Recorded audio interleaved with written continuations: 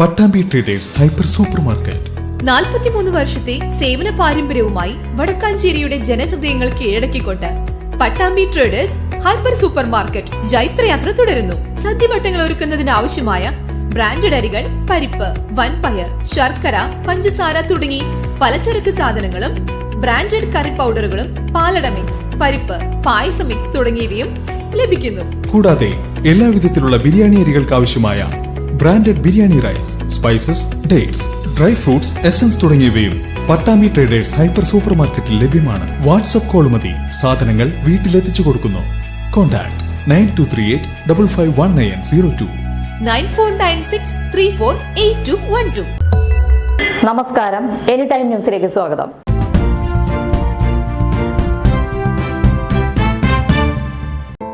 KS ശങ്കരന് നാട് വിടചൊല്ലി.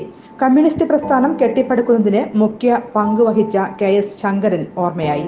വേലൂർ മണിമലർക്കാവ് മാറുമറയ്ക്കൽ സമര നേതാവും മുതിർന്ന CPM നേതാവും KSKTU ആദ്യകാല നേതാക്കളിലൊരാളായിരുന്ന KS ശങ്കരന് അന്ത്യോപചാരം അർപ്പിക്കാൻ ആയിരക്കണക്കിന് ആളുകളാണ് അദ്ദേഹത്തിന്റെ വേലൂരിലെ വീട്ടിലെത്തിയത്.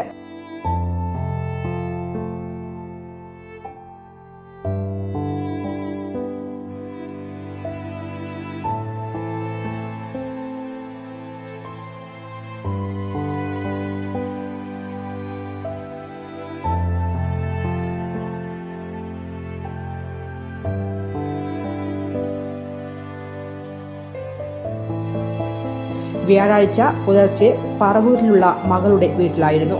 ശങ്കരന് ദേഹാസ്വാസ്ഥ്യം അനുഭവപ്പെട്ടതിനെ തുടർന്ന് ആശുപത്രിയിലേക്ക് കൊണ്ടുപോകും വഴിയാണ് മരണം സംഭവിച്ചത്. 89 വയസ്സായിരുന്നു.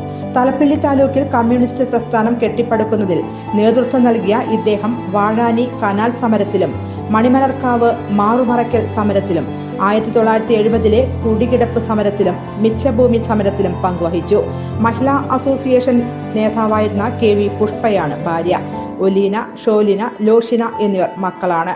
സലി, മനോജ്, രാജ്കുമാർ എന്നിവർ മരുമക്കളാണ്.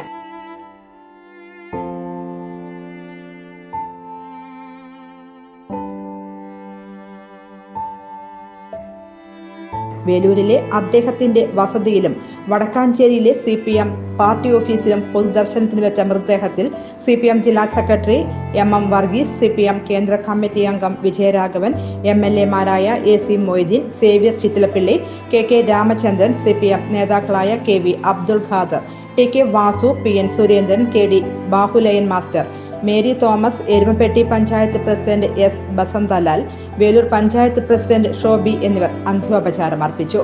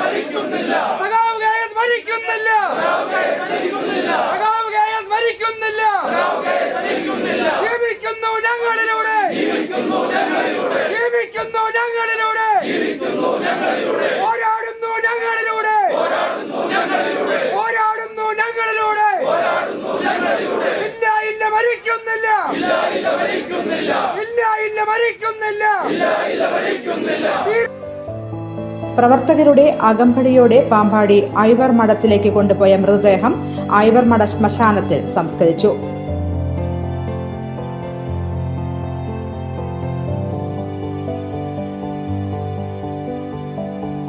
News desk any time news. കൂടുതൽ വാർത്തകൾക്ക് ഞങ്ങളുടെ ചാനൽ സബ്സ്ക്രൈബ് ചെയ്യുക, Facebook ഫോളോ ചെയ്യുക. വാർത്തകൾ വേഗത്തിലറിയാൻ എനി ടൈം ന്യൂസ്.